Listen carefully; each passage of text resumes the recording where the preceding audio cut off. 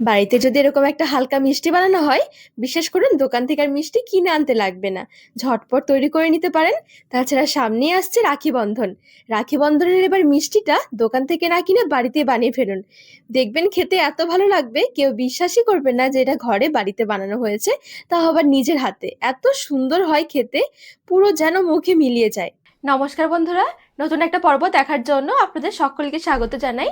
আজকে বানিয়ে দেখাবো রাখি বন্ধনের স্পেশাল, একদম মুখে লেগে থাকার মতন একটা মিষ্টি রেসিপি। দোকান থেকে মিষ্টি না কিনে বাড়িতে এভাবে বানিয়ে দেখতে পারেন, খেতে দারুণ লাগে। চলুন, আশা করছি আজকের রেসিপি অনেক ভালো লাগবে। তো সবার প্রথমে গ্যাস ধরে এদিকে একটা কড়াই বসিয়ে দিয়েছি। তো প্রথমে দুধ থেকে ছানা কাটিয়ে নেব। তো এখানে আমি নিয়েছি 1.5 লিটার দুধ। 1.5 লিটার দুধ থেকে আমি 1 লিটার দুধ নেব আর হাফ লিটারের মতন রেখে দেবো। দুধটা নেড়ে ছেড়ে এবার একটু ফুটিয়ে নেব।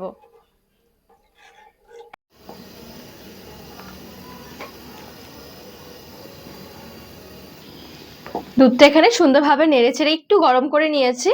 এখানে যে ফুটিয়ে অনেক বেশি ঘন করতে হবে এমনটা নয়, শুধু একটু গরম হয়ে গেলে হয়ে যাবে।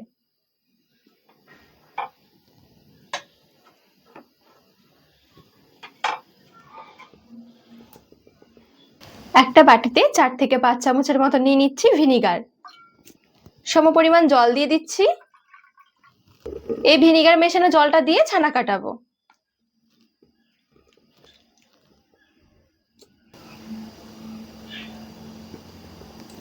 কিছুক্ষণের মধ্যে দেখবেন ছানাটা সুন্দরভাবে আলাদা হয়ে যাবে।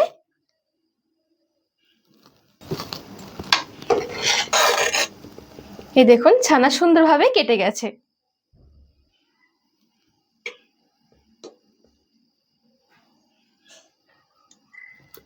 ছানা কাটানোর জন্য যদি দোকানের প্যাকেটে দুধ হয়, তাহলে কি ফুল ক্রিম দুধের প্যাকেটটা নেবেন, ছানা অনেক বেশি হবে। এবার ছানাটা যত তাড়াতাড়ি সম্ভব ছেঁকে নিতে হবে।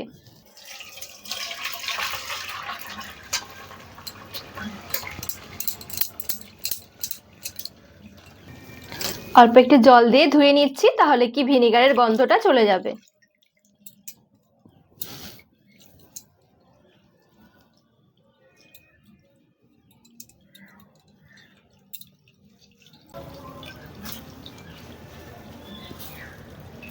যতটা সম্ভব হালকা হাতে চেপে চেপে এক্সট্রা জলটা বের করে নিতে হবে। এবার ছানাটুকু একটা বাটিতে নিয়ে নিচ্ছি। হাত দিয়ে ভেঙে একটু ঝুরো ঝুরো করে নেব।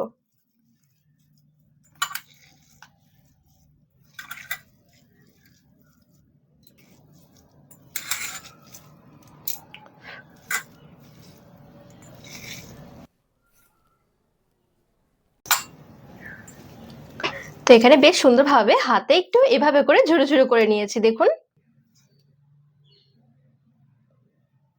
এবারে এদিকে কড়াই বসিয়ে দিয়েছি আরেকটা। বাকি হাফ লিটার দুধটুকু এবারে কড়াইয়ে নিয়ে নিচ্ছি।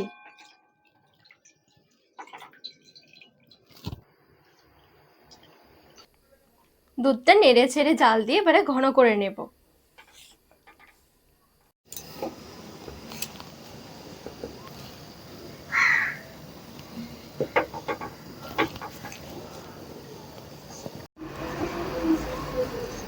তো দুধটুকু জাল দিয়ে বেশ একটু ঘন করে নিয়েছি। এবারে দিয়ে দিচ্ছি স্বাদ মতো চিনি। এটা হচ্ছে গুঁড়ো চিনি। 10 টাকা দামের 1 প্যাকেট গুঁড়ো দুধ দিয়ে দিলাম।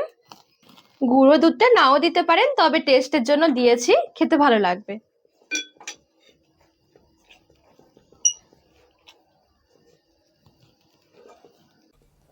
সবকিছু ভালো করে একটু মিশিয়ে নেব।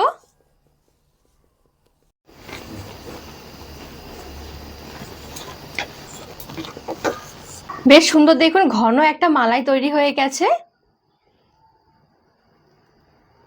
ছানা যে আমি রেডি করে রেখেছিলাম, এইবারে ছানাটা নিয়ে নিচ্ছি।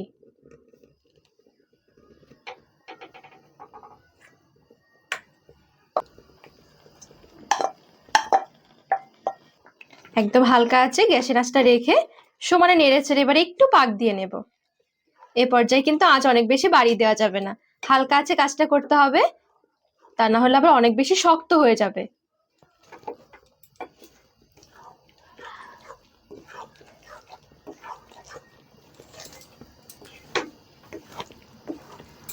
ফ্লেভারের জন্য দিয়ে দিচ্ছি একটু এলাচ গুঁড়ো। 4-5টা ছোট এলাচের ভেতরের বীজগুলো একটু আধা ভাঙা করে গুঁড়ো করে নিয়েছিলাম।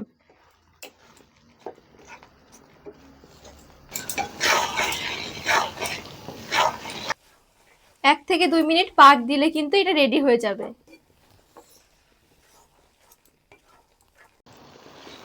দেখুন সুন্দর করে পাক দিয়ে নিয়েছি, একদম কিন্তু শুকনো হয়ে গেছে।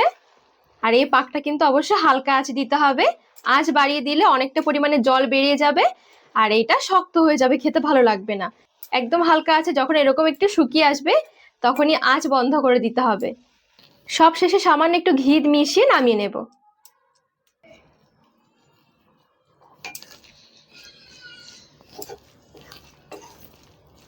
ভালো করে একটু মিশিয়ে নিচ্ছি।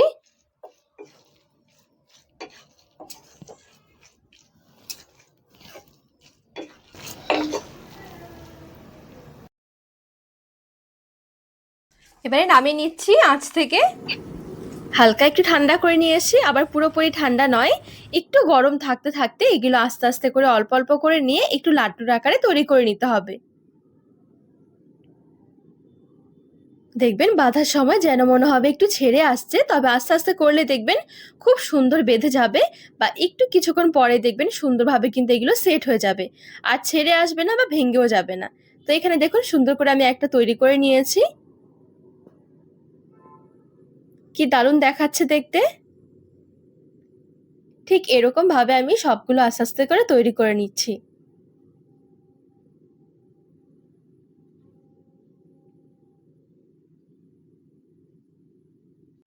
সুন্দরভাবে সবগুলো বানিয়ে নিয়ে সাজিয়ে নিয়েছি প্লেটে তুলে নিয়ে, দেখুন কি দারুণ দেখাচ্ছে। এখানে কিন্তু চাইলে অল্প একটু ড্রাই ফ্রুটস কুচিও দিতে পারেন। তো আজকে আমি নর্মাল প্লেন ভাবে রেখেছি, যেরকম মিষ্টি দোকানে পাওয়া যায়।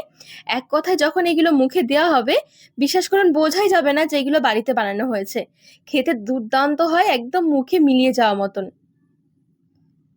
রাখি বন্ধন স্পেশাল দারুণ একটা হালকা মিষ্টি রেসিপি, বানিয়ে এভাবে রাখতে পারেন, দেখবেন সবাই এটা খেতেই চাইবে, এতটা খেতে ভালো লাগবে। তো বন্ধুরা আজকের রেসিপি আপনাদের কেমন লেগেছে অবশ্যই কমেন্ট করে জানাবেন, আর রেসিপি ভালো লাগলে চ্যানেলটিকে সাবস্ক্রাইব করে পাশে থাকার অনুরোধ রইল।